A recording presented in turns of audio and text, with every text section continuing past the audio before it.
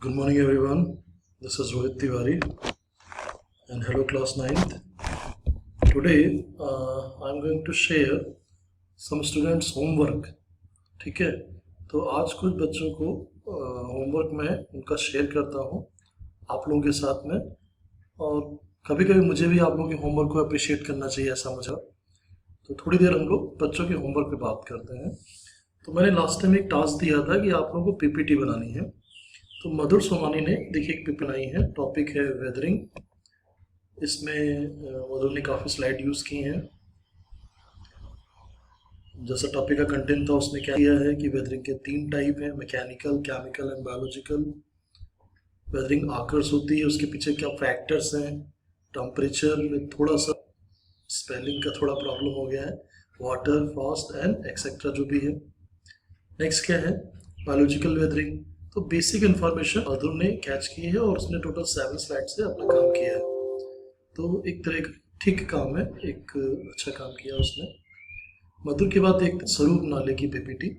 स्वरूप नाले ने अपना क्लास, अपना डिवीज़न, सब्जेक्ट, टॉपिक उसको काफ़ी अच्छे से अपनी पहली स्लाइड में एक्सप्लेन किया। उसके बाद उस वेदरिंग की डेफिनेशन को बताया है, जो ठीक काम है। फिर उसने टाइप्स ऑफ वेदरिंग बताई। फिर हर एक टॉपिक पे थोड़ा थोड़ा उसने उस चीज़ को किया है। और ज़्यादातर उसका जो पोर्शन है वो अपनी क्लास 9th के जो बुक का कंटेंट है उससे उसने काफ़ी हेल्प ली है, ऐसा मुझे फील होता है। और उसने तीनों वेदरिंग को बताने के बाद में आई थिंक मैकेनिकल, केमिकल और बायोलॉजिकल। लेकिन ये वेदर का जो एक पार्ट है ये थोड़ा ऊपर आना चाहिए था कि टाइप्स ऑफ वेदरिंग के बाद पहली स्लाइड आनी चाहिए थी वेदरिंग की, फिर mechanical weathering, then chemical weathering, then biology. तो सीक्वेंस को छोड़ के ऐसा कोई ज़्यादा मिस्टेक नहीं की है स्वरूप ने। तो उसकी पीपीटी भी अच्छी है। मधुर की पीपीटी को मैं 10 में अगर 6 मार्क्स दे रहा हूँ तो स्वरूप नाले की पीपीटी को 10 में 7 दे सकते हैं। ठीक है, अगली पीपीटी देखते हैं किसकी है। अगली पीपीटी है श्रेया की। श्रेया ने पिक्चर बहुत अच्छी चूज़ की है। पहली picture weathering and its types.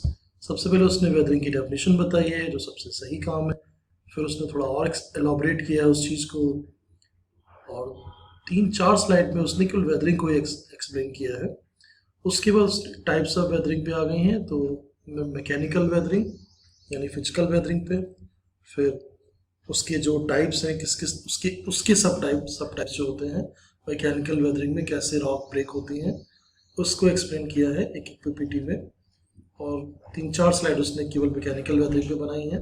Then after chemical weathering पे उसने काफ़ी काम किया है, उसने उसको भी एक्सप्लेन किया, उसके सब टाइप भी एक्सप्लेन किए हैं, ऑक्सीडेशन, कार्बोनेशन। फिर बायोलॉजिकल वेदरिंग में उसने 2 से 3 स्लाइड बनाई हैं और उनको अच्छे से एक्सप्लेन किया है। तो कुल मिला के मैं कह सकता हूँ कि श्रेया की स्लाइड जो भी पैरामीटर्स होते हैं, स्टैंडर्ड्स होते हैं, उसको सब पे खरी है और उसको मैं 10 में 10 मार्क्स दे सकता हूँ, दिए जा सकते हैं। ठीक है, तो श्रेया की भी अभी तक की बेस्ट है और मधुर की भी ठीक थी और स्वरूप की भी ठीक थी। नेक्स्ट पीपीटी देखते हैं किसने बनाई है। नेक्स्ट पीपीटी बनाई है मिस्टर ध्यानराज गोरे जी ने। इन्होंने भी बहुत सही तरीके से अपना प्रेजेंटेशन दिया है, name, class, subject and types of weathering. ठीक है, उसके बाद इन्होंने डायरेक्ट क्या कर दिया, मैकेनिकल वेदरिंग पे आ गए। तो थोड़ा सा टॉपिक से हट गए कि पहले वेदरिंग एक्सप्लेन कीजिए, फिर टाइप्स ऑफ वेदरिंग के नाम, फिर 1 बाय 1।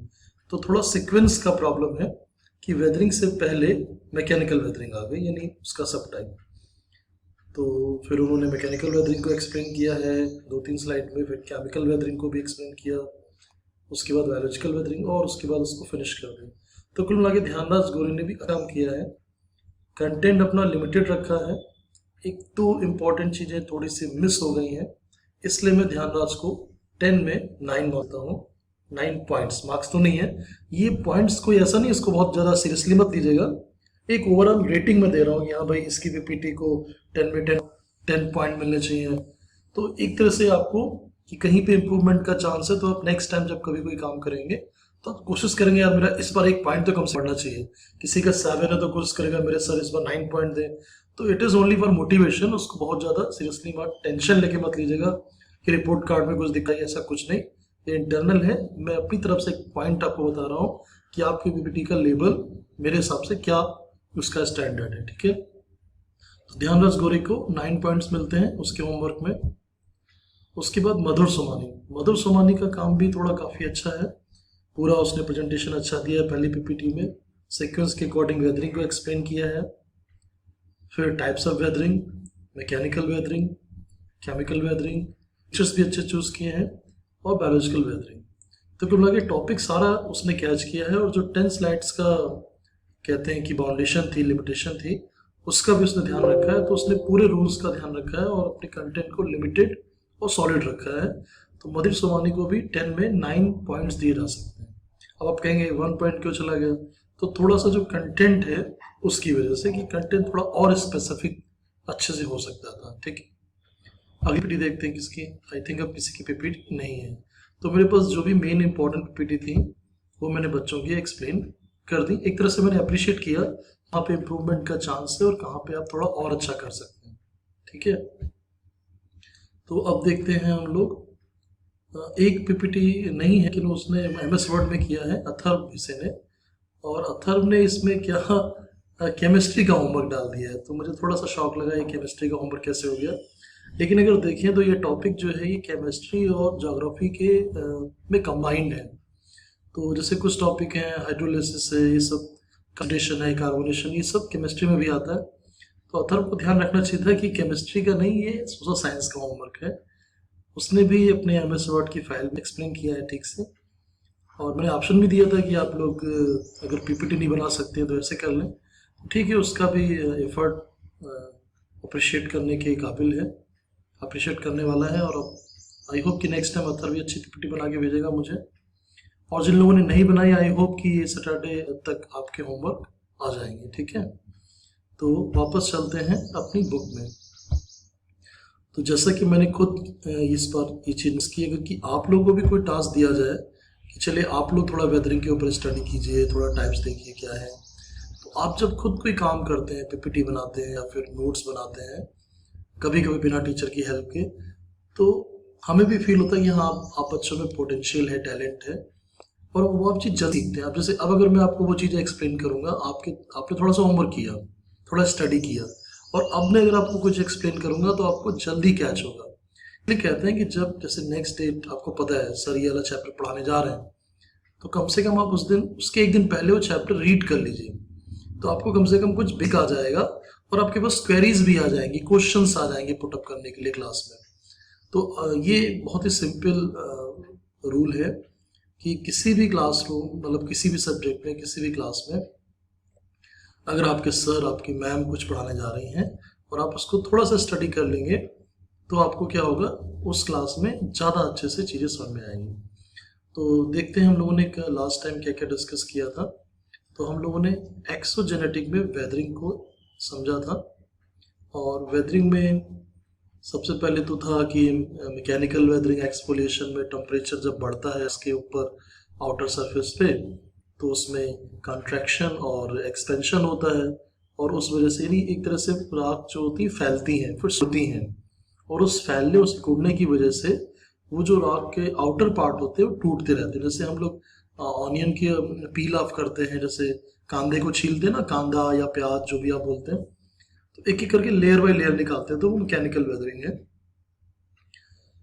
उसके बाद आता है ब्लॉक डिसइंटीग्रेशन। अब ब्लॉक डिसइंटीग्रेशन में क्या होगा, अब ब्लॉक डिसइंटीग्रेशन को हम लोग ग्रैनुलर डिसइंटीग्रेशन भी कहते हैं। इसमें भी वही चीज़ है कि जो सन की लाइट जब रॉक्स के ऊपर पड़ती है, तो उसका जो इंटरनल उसका जो कंपोजिशन है, वो कंपोजिशन वाले रॉक से थोड़ा अलग है।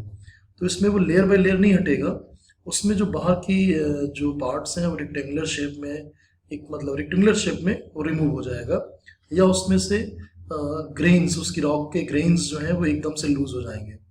तो एकदम से बाहर के जो पार्ट, जो उसका सरफेस है, उसमें से जो उसके रॉक के जो पार्टिकल्स हैं वो एक धूल की तरह, एक मिट्टी के कणों की तरह बिखर जाएंगे, या फिर वो रेक्टेंगुलर शेप में एक पूरी शीट निकल जाएगी। तो इस तरह से ये जो है ये ब्लॉक इंटीग्रेशन है, बिकॉज ऑफ ब्लॉक रिमूविंग।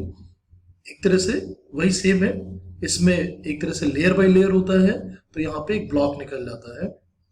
दूसरा क्या है, शैटरिंग, जब पानी अंदर चला जाता है और फिर वो आइस में कन्वर्ट हो जाता है तो भी रॉक्स टूट जाती हैं। ठीक है, तो ये तो 3 बातें हो गई मैकेनिकल वेदरिंग की। पोल्यूशन, ब्लॉक डिसइंटीग्रेशन जिसको ग्रैनुलर डिसइंटीग्रेशन भी कहते हैं, शैटरिंग मैकेनिकल वेदरिंग का ही टाइप था। अब ऑक्सीडेशन, ये है केमिकल वेदरिंग में, या फिर सॉल्ट वेदरिंग।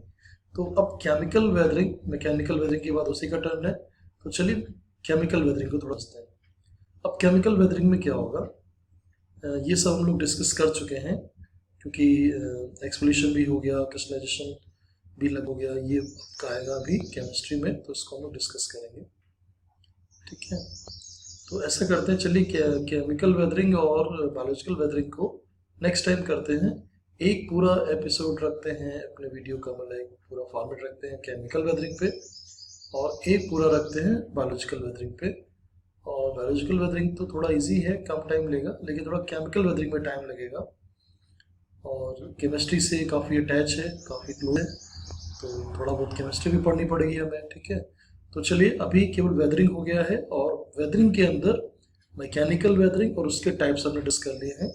अगला टॉपिक है केमिकल वेदरिंग, वो हम डिस्कस करेंगे नेक्स्ट एपिसोड में। और जिन लोगों ने अभी तक पीपीटी या जिस भी फॉर्म में होमवर्क है उन्हें जिन्होंने नहीं दिया है, वो प्लीज़ आज या सैटरडे तक हर हाल में मुझे होमवर्क दे दें, क्योंकि एक बार मुझे ने रिकॉर्ड जो उसका स्टेटस रिपोर्ट अगर मेरी तैयार हो गई, फिर मैं एक्सेप्ट नहीं करूँगा। ठीक है, okay, thank you so much, have a nice day.